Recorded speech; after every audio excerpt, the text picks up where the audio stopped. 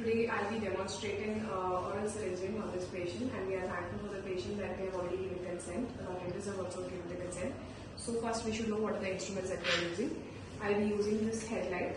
I'll be putting it on my head. So first we are doing it for the right side. Oral syringing is basically when we are washing the ear. So this is a common procedure that is done usually for oral wax or in case of photomycosis. It is usually commonly done in case in cavities. So first you should know how to hold the pinna. We'll be holding the pinna from the helix. We'll be pulling it outwards and upwards so that our external auditory canal is in alignment with the tympanic membrane. This is Simpson's oral syringe. We'll be using this, and we'll be using a lukewarm water, basically, which is at the room temperature. So we'll be filling the syringe, and you can use kidney tray to put it just below the pin of the patient. Ask the patient to little flex the head, and you can ask the patient to hold the tray.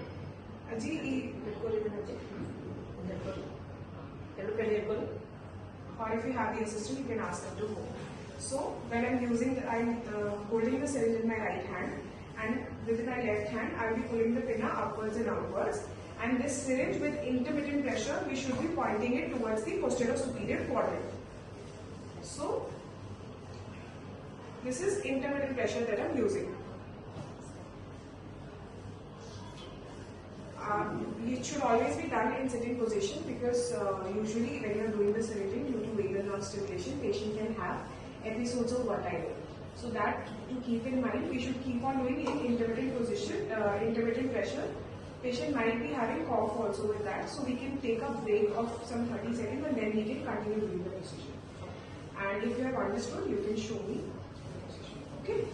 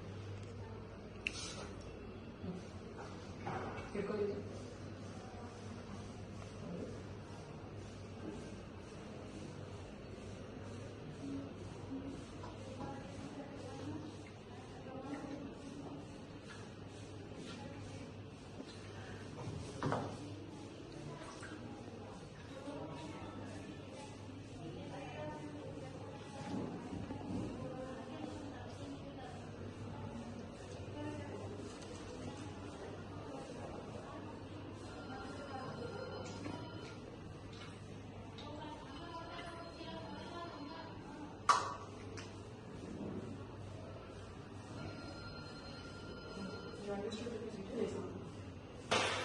Okay.